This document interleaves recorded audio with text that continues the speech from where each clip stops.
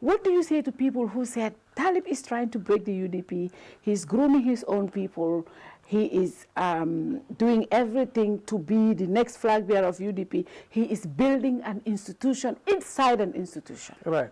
First of all, I want to say it's politics. People have different opinions. People have different people they like, they follow. Even in any company, everybody has an office they answer to. My office is the organizing secretary's office. So naturally, the campaign manager reports to me, the deputy organizing secretary, the deputy campaign manager. So if you want to back that group as a CAFO within a CAFO, that's unreasonable, right? Because when you look at the people I work with on a daily basis in the party, those are the people. When you look at the people that are accused of being part of my team, those are the people. It's in the campaign and organizing structures. But I am the campaign and organizing chairperson. Now, of course, when we come to party politics, the future of the party, many people have different opinions. And certainly, I'm not going to sit here and deny that I have not heard opinions about me and my prospects. But I have had opinions about me and my prospects since I entered into politics, right? Which is natural. Every politician in the UDP, at least every prominent politician, has people who have a view that they could be the next leader. But that is not within my control. I cannot control what people perceive of me, what people's opinion is of me. Some are liking me, some don't like me, which is natural. But we must be mature. UDP is a democratic party. How democratic? Well, as far as our constitution is concerned, our policies are concerned, and in practice, yes, many things we have done is democratic. When you look at our selection of candidates, when you look at our Congress, yes, it's not pretty, but it is democratic. Sometimes the person you expect will win, or the person you want to win, and the person you campaign for does not win. We've had it at every level, from the councillor level, from the MP level, to the mayoral level. Now, the reason why this one is much talked about, because it's the highest position in the party. That's why everybody is just talking. But I was not aware that there were applications open for that position. Now, people will look at politicians and start to analyze their movements and start to study them and try to preempt them. I guess is normal, right? But every politician must always continue to build their base, must always continue to do politics. Even outside of your constituency? Of course. Just every politician. Okay. Every politician I have come across has CAFOs that have made them fathers across the country, every prominent one, even the ones that are not holding offices. They have children in Basse, they have children in Jara, they have children in everybody. It's normal. When a CAFO comes to you and says, oh, I really like you, I want to make you the father of our group, you're not going to say no, right? And every politician likes that. Everybody likes to be appreciated. Everybody wants to build their platform for whatever the future may hold. Maybe your platform is big enough to be a minister, maybe your platform you want to be an MP, maybe you want to be something else. So what we should refrain from as a party to maintain unity and sanity is to stop accusing each other. Talking about accusations, right? You have been accused of so many things. Trying to push Dabo away. I don't have. Is that what you do? I don't have the power. Because I want to be very straightforward to what I let me tell you, I don't have the power. I don't have the power nor the desire. Right? Dabo is a father figure to all of us. He's an iconic figure of the party. He's almost like a spiritual leader. So basically, he's somebody that we all adore. I personally love and respect. Right? When people say he wants to push this, where is this evidence coming from? Right? You did not hear it from my mouth. You did not hear Talib told anybody. It's because you hear opinions. Oh, I prefer Talib as a leader. How could you blame another grown person's opinion on me? But the fact of the matter is, this is said about everybody. Many prominent politicians in UDP have people who have openly come out and say, I prefer this guy as our leader. But nothing is ever said about that. And that's my next question. Right, so why is Talib, if somebody says that about Talib, it becomes a whole controversy. Why is it that? Because I have said openly, I want the Yankuba, you know, because that's my kind of leader, right? Other people have said Rohilo, other people have said Lamin San. I've seen people say that, but whenever it's Talib, it's always a controversy. Why? Is it because you're doing too much, or why is it that? Why is it that? I don't know. So it's a target that's been on my back since I've entered politics. And this is coming both from the NPP and the UDP. I expect it from the NPP. They're our rivals, right? I don't expect them to say anything good about me. I only expect bad things. But I certainly don't expect it from UDP, right? Even if there was an opening, which I'm not aware yet, right? Even if there was an opening, we compete on a healthy basis, because if you defeat the other camp, or you defeat Talib, and you are the one who are selected, you certainly need Talib's support and willingness to support you. So this is where the maturity comes in place. Now, UDP is a party of process, right? It is what is written in our constitution. But of course, there's an unsaid rule when it comes to Dabo. We all revere, we all respect, we all adore him. He has not stated his position. You know, he has not stated his position. So why are you forcing others to state their position? Right? I hear people say, Talib must come out and say he's not interested in the flag. No, Lamin, one of your executive members, I'm not going to name names. My uncle, Lamin, I think he's a frequent person on this show. He said that you should come out and declare that you are not interested, you are not running. Why would I ever do that in any world? Number one, I don't owe anything to anybody to say that. Number two, it is highly undemocratic, and that is not UDP's values. Number three, it is not the time. Number four, our party leader has clearly repeated time after time after time after time, stop this flag bearer topic. Let's focus on holding government accountable. When the time comes, I, the party leader, will chart the way. Will tell you what's going to happen in the next few months. So basically, I want all our militants to calm down, to focus. I certainly have not declared what my interests are, and I will not at this point in time. I will not at this point in time. When the time comes, and I know what I want to do, then I will state it. And I have made it categorically clear. I said, I am a citizen of this country. Right? You can insult me, you can say whatever you want, but I have my democratic rights. My choice to be, I chose UDP. I chose UDP because I subscribe to its values. I love the party.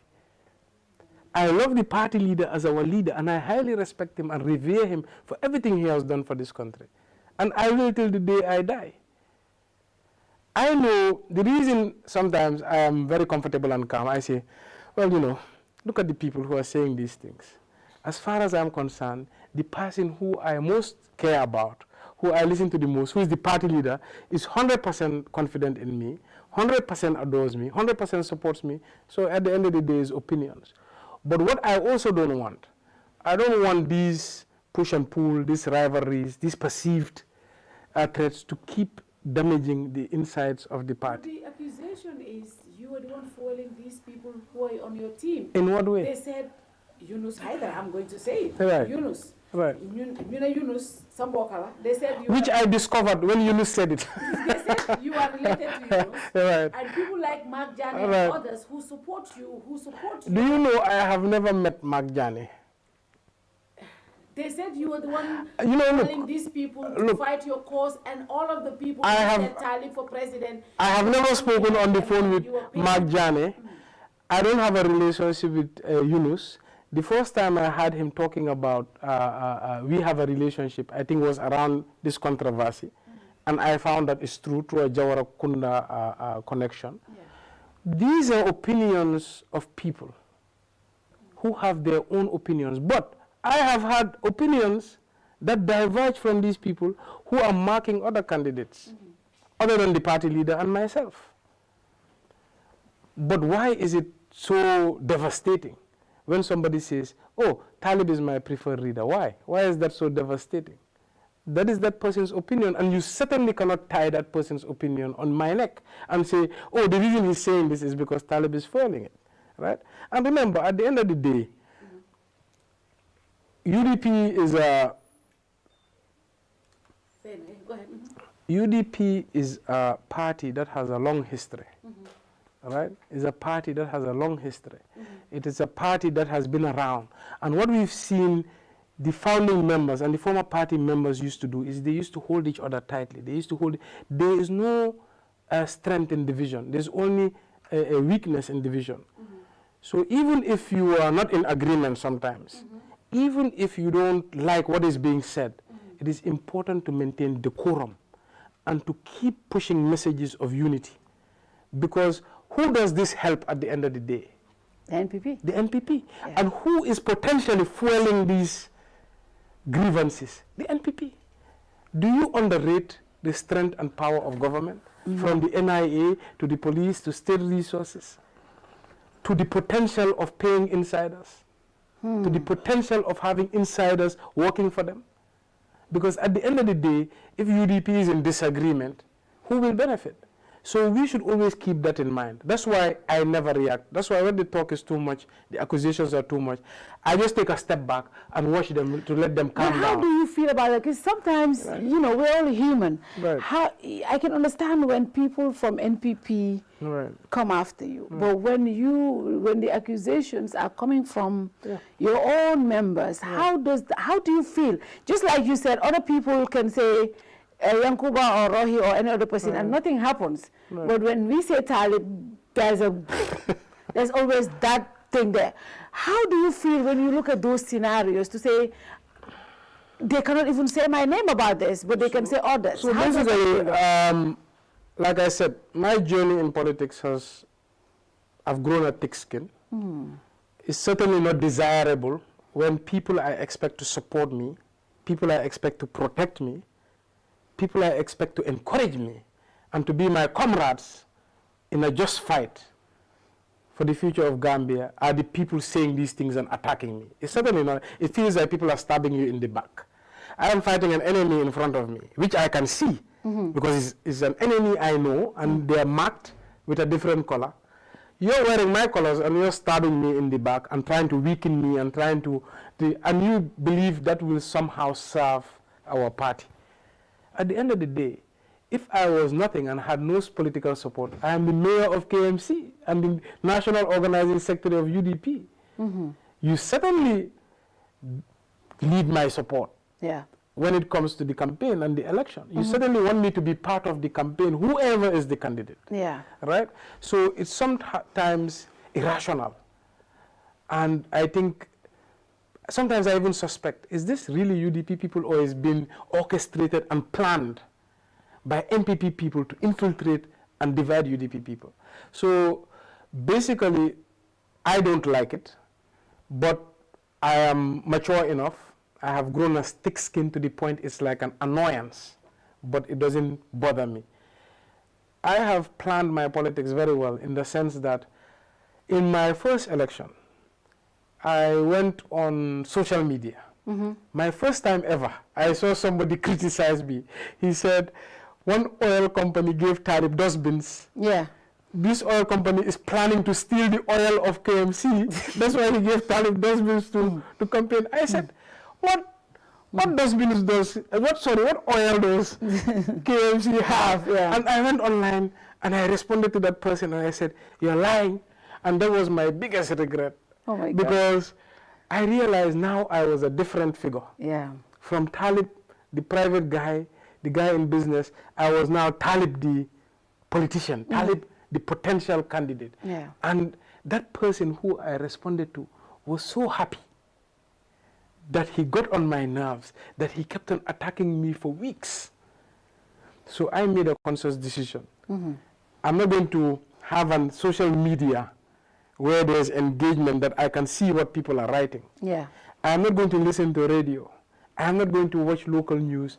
And I will get my reports based on what's relevant from professionals. So they skim the news, they see what is relevant to me, they see what is relevant for Gambia in terms of substance, and they give it to me.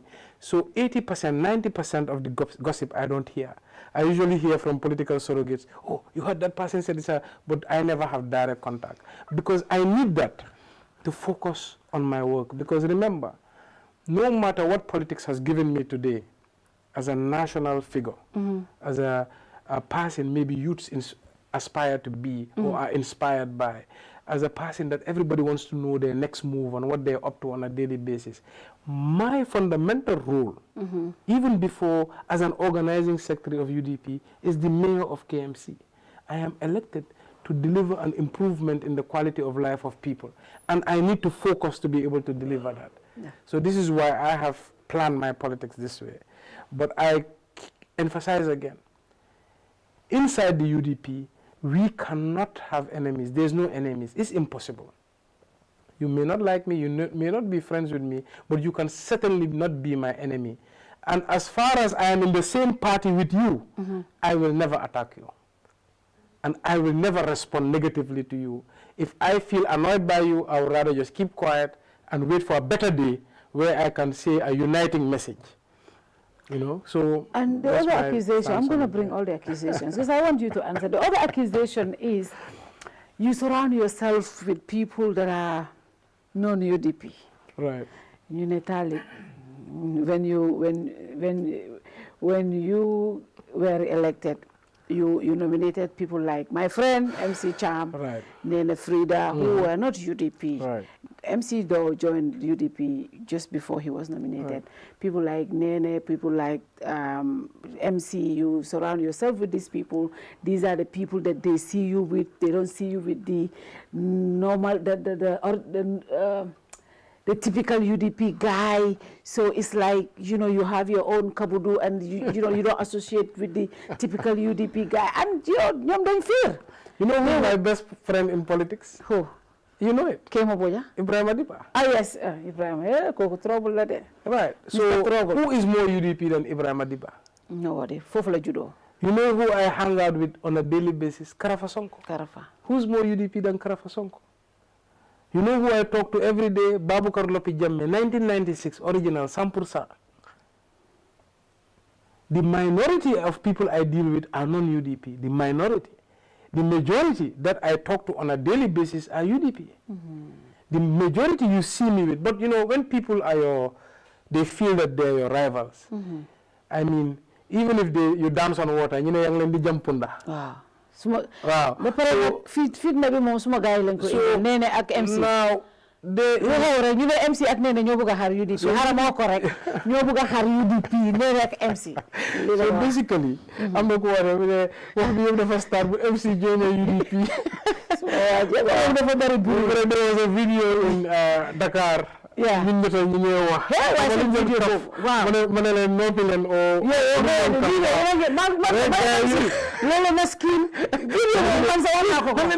They're planning.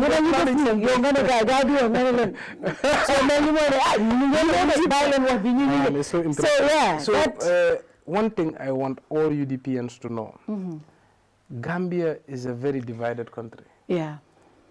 And we have to, it's a numbers game, elections and politics. We have to work by numbers. We went through 2021, one of the most painful experiences I have ever had in my life was 2021. If I lost an election, I think a part of me will be relieved. I will not be totally sad. Because I'll say, at least, I can just be a militant and still have my freedom of time. Meaning, because being a mayor takes all your time, and it takes a big toll on you. So I don't think I would have been devastated if I lost an election. I don't think. Yeah. I always said it. I approach elections with no emotion. Suma wine Santa Yala, ma continue suma ligi. Suma wine at least Santa Yala, ma nopaleko. Right? And I can have time to recalibrate. But when 2021 Ousainou Darboe lost, it was one of the worst feelings I have ever had in my life. I went to his house, I sat, I looked at him, I cried. This is the first time I'm saying that on national television. I sat by him, I looked at him. And so a rush of emotion. I'm not even that type. I'm not an emotional person who cries. Yeah. But that was one of the most hurtful experiences I have ever had. Because of the hope, because of the veracity of the campaign, the excitement and the energy of the people. Yeah. You could see the youth's eyes. They were so ready for change. They were twinkling. And they felt they had a savior who was coming to change up the game and bring the so desired development we need. And that freedom the youths wanted. So just the 3-4 years non-stop politics. Remember 2016 borough, 2018 local government, 2017 MPs, 2018 local government, then division be held 2019. Then it's been a perpetual non-stop of politics. Push and pull, push and pull, push and pull. And we had so much hope. Yeah. We had so much confidence. And to be honest, frankly, we felt that we had this. Yeah. A lot of people felt and that. When that news came crashing down, it was one of the worst things I have ever experienced in my life. And that brought me to tears, similar to a death in the family. Yeah. Now, I sit and I analyze the landscape because I am an analytical person. I said, look, based on the ground as it is shaped, now people will say, okay, illegal registrations, blah, blah, blah. But as far as I'm concerned, whether it's illegal or not, the ground is already shaped. Yeah. You can't prevent those people from voting. We need to encourage diversity in our party. We need to encourage and accommodate different views and different colors to get that so desired majority that we need. Yeah, you did that with your council. I saw Trump campaigning and he said, too big to rig. Yes. He said, I want to win so big, imagine, so that it cannot be rigged. Yeah. Because he claims his election was rigged. Yeah. We UDP, we claim that every day. Yeah. No, it was rigged, it was rigged. But what do we do to stop it from being rigged again? We have to have a margin too big to rig. And the way is to attract others.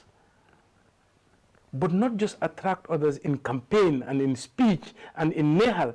We need to make actions that build trust, trust-building exercises.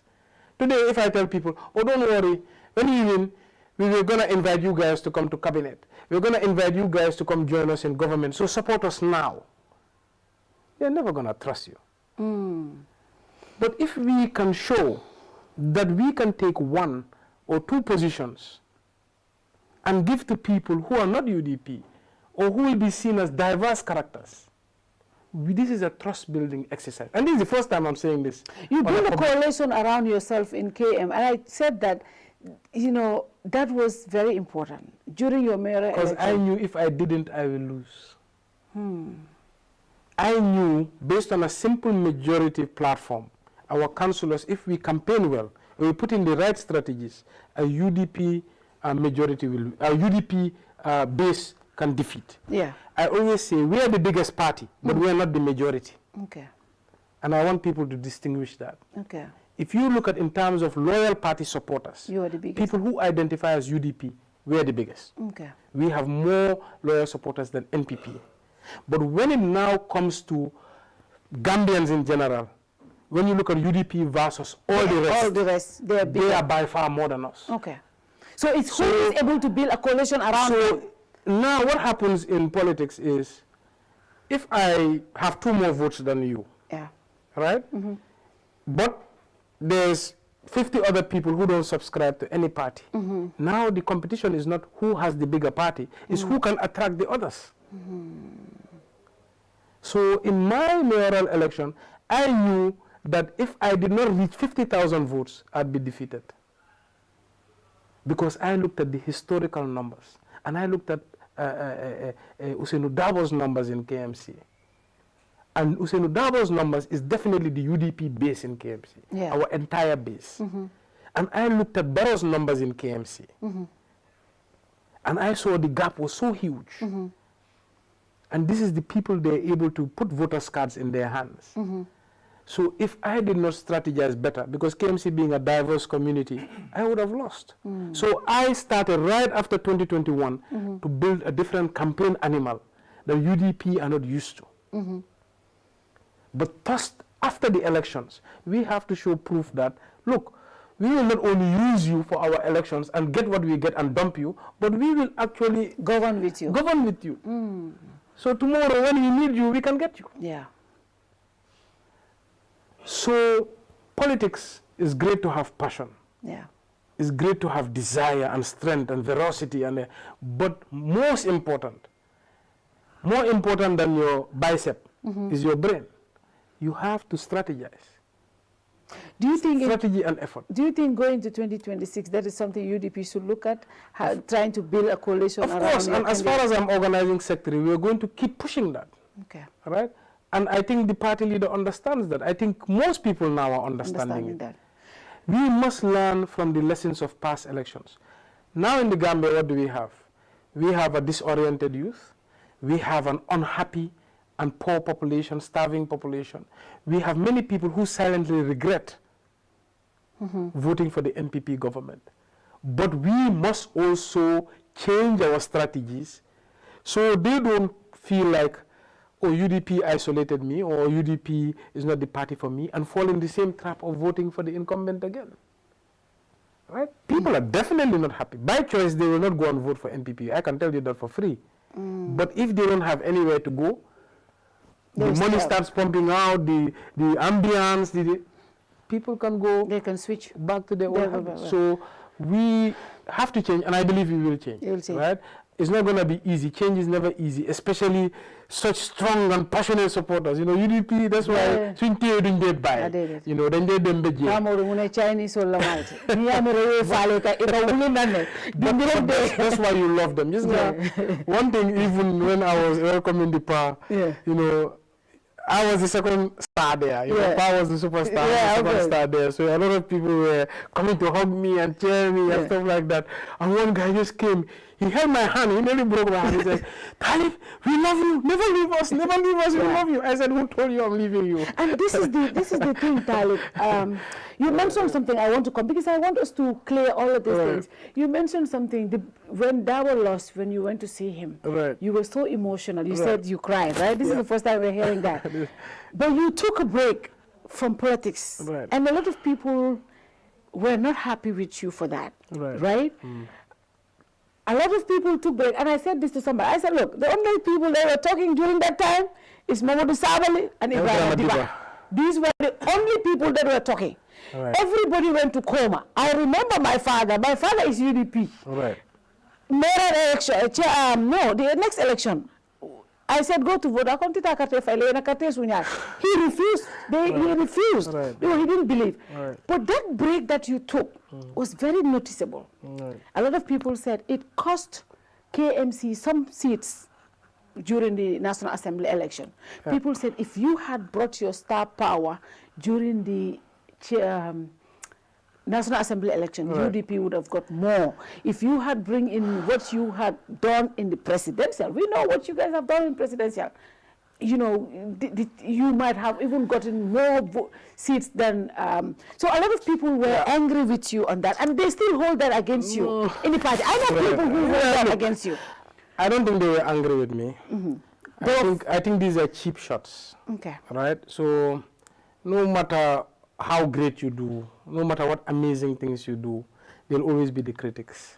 And especially in my case, they keep looking for faults. You know, I can do an amazing thing.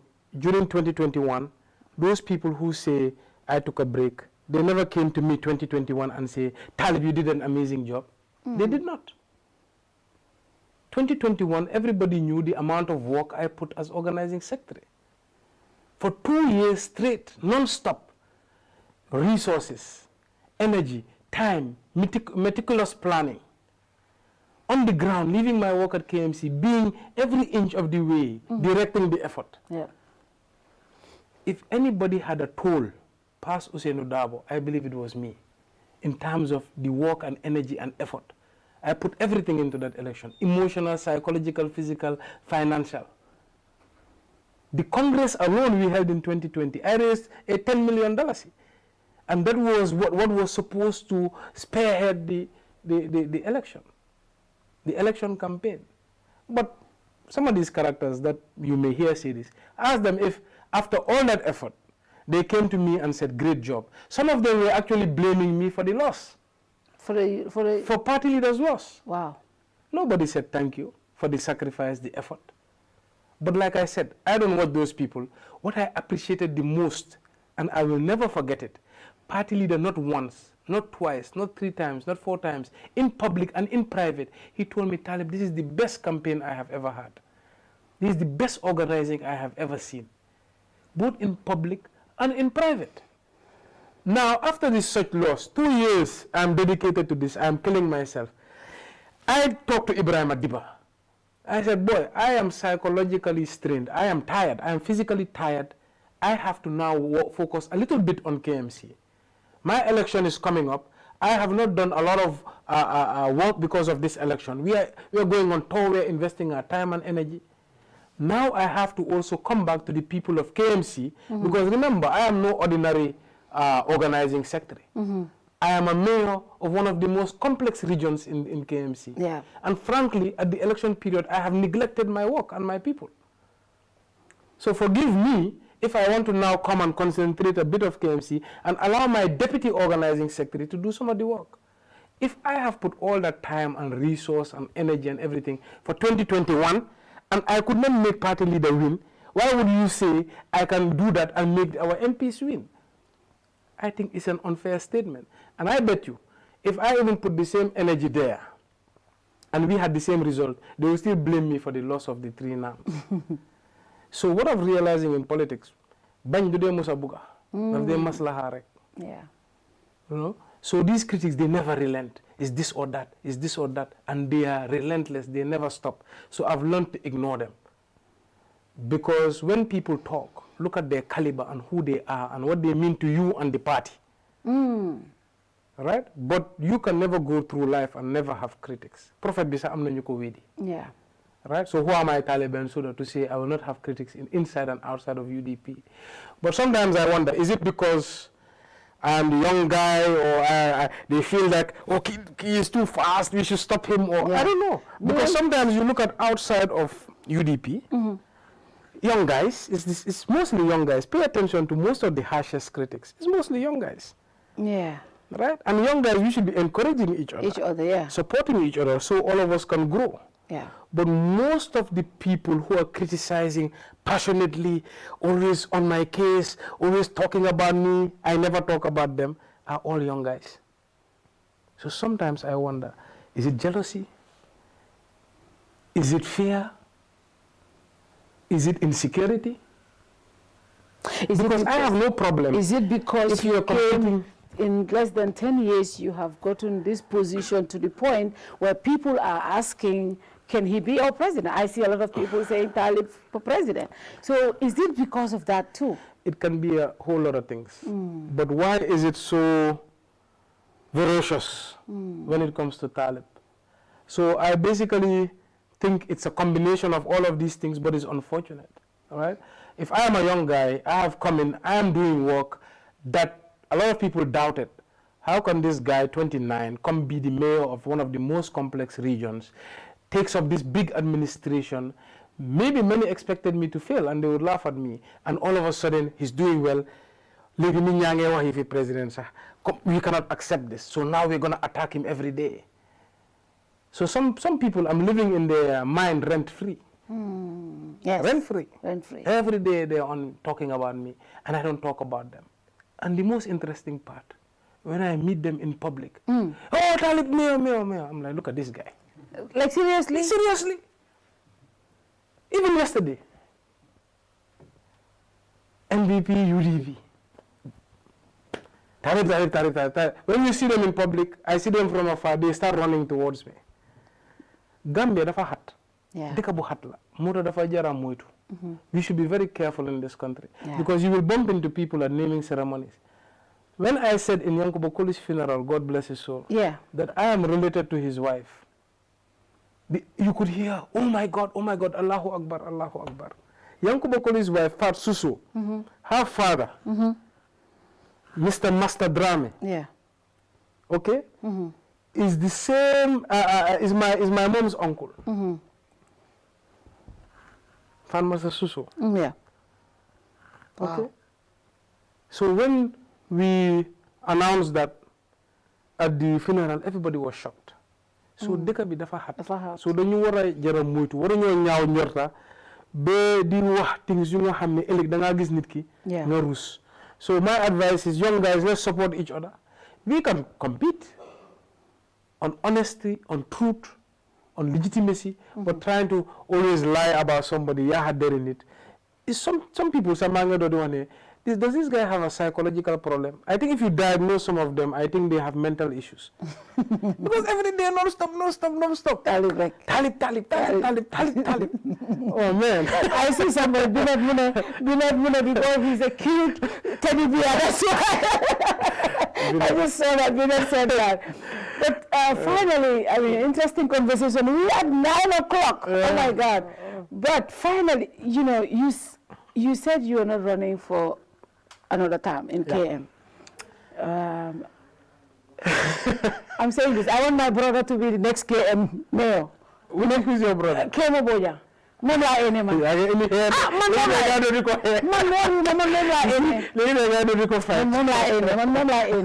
But one buying for loo xam ne whoever your party brings ndax dina pour mu mun a win. And secondly, mayor, you said if Dabo is running, you will not compete him. Certainly not.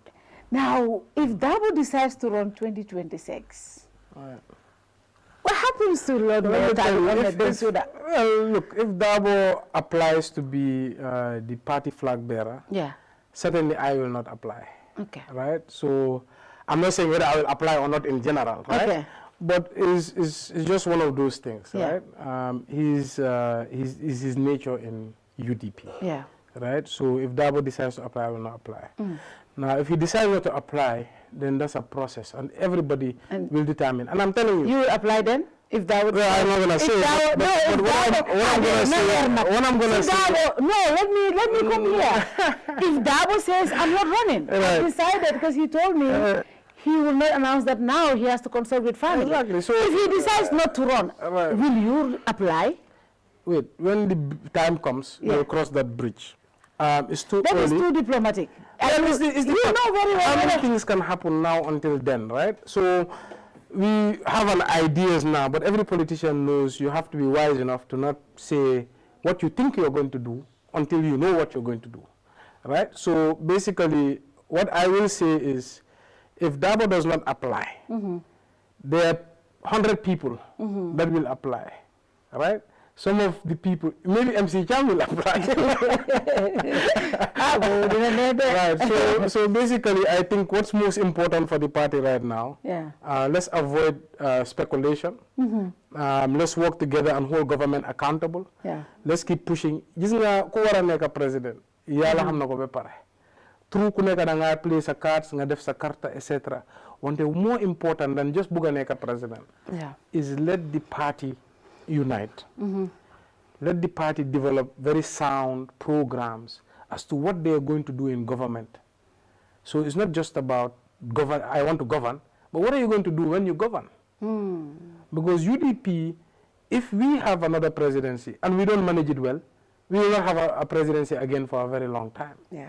Right? So we have to design good policies. And it's a party that's such that it has so much intellectual capacity. So much people who are willing to lead and able to lead, that if we manage, play smart, and just enter and win, we could rule this country for a very, very, very long time. We will have 2-term limits. Every president will come do 2 terms, like an ANC or even better, other parties. And then everybody could have a chance. But if we focus too much on infighting, trying to undercut each other, we don't get this one. Guess what? Kemo Bonyang will not be able to win. Your candidate will not be able to win in KMC. So the reason why a lot of us could win as brand new faces on our first try was because it was on a party ticket. The party made us win. Not our individual merit, because people did not know us. But some of that perception that we have incumbency advantage, we are the new government of the day, helped us win. So basically, if we are to now rule Gambia, and we want to rule it wholly. We want to win all the councils, we want to win as much parliamentary seats, but certainly have a super majority, because that's what we will need to put in the ambitious policies and programs. We need to play smart in this presidency, and it starts with unity.